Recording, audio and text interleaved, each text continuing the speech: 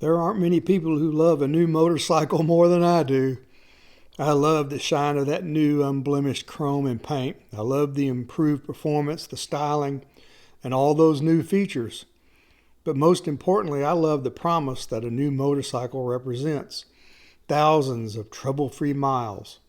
Unfortunately, riders are beginning to discover that today's increasingly sophisticated motorcycles don't always deliver on that promise. In fact, some of these new features may actually be making motorcycles more expensive to own, more difficult to maintain, and increasingly dependent on the dealer. The problem isn't technology. The problem is technology that adds cost and complexity without giving the owner a meaningful benefit. Take fuel injection, for example. There's no question that fuel injection has advantages. Starting is easier, fuel delivery is more precise, modern emission requirements are making it almost impossible to not have fuel injection. But there's a downside to it. If you ever had a motorcycle with a carburetor and a dead battery, you probably know you could somehow bump start that motorcycle and ride away. You didn't need the battery to run it.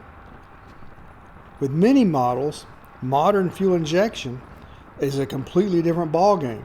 If you got a dead battery, you're dead in the water. Until you get a new battery in it, it's not going to start no matter how much you push it. This is one small example of how adding technology can also eliminate some of the good things that the older bikes represented.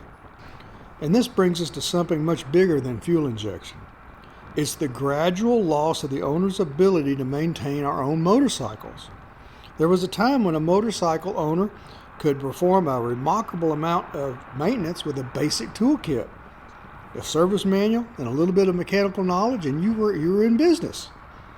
You could change the oil, adjust the valves, tune the carbs, bleed the brakes, diagnose an electrical problem, replace the tires. And if you were willing to learn, you could do much, much more than that. But increasingly, the modern motorcycle isn't simply a machine that needs to be repaired. It's a machine that has to have another machine to tell it what's wrong with it. And that's not just a motorcycle problem. It's part of a much larger movement known as the right to repair. Customers are increasingly asking a simple question. Hey, if I bought it, why can't I repair it? And there's another movement beginning to emerge that takes the idea one step farther. It's sometimes called the analog resistance. The idea is pretty simple. Instead of accepting a future where everything we own is computerized and we can't work on it, can't do anything to it, and eventually it becomes impossible to repair, some people are deliberately choosing older, simpler, repairable products. Older cars, cameras, film cameras, appliances without computers in them, and yes, motorcycles as well. So what does this mean for your rider? It doesn't mean you have to give up your new motorcycle. You want a new motorcycle? Fine, go buy your new motorcycle. But it doesn't mean that ABS, fuel injection, ride modes, traction control, electronic suspension are bad things either. And it certainly doesn't mean that every old motorcycle is better than every new motorcycle. But it does mean that you have a choice.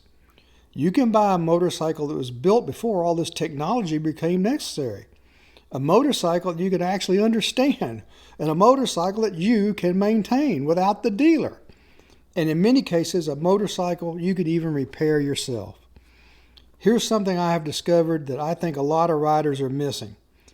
You don't necessarily have to buy a new motorcycle to enjoy motorcycling. There are thousands of older motorcycles still out there on the road. Some of them are technologically simple by today's standards. They don't require a computer to change the brake fluid. They don't require a proprietary diagnostic system to tell you why the engine won't start. And when something goes wrong, there's a pretty good chance you can actually fix it yourself.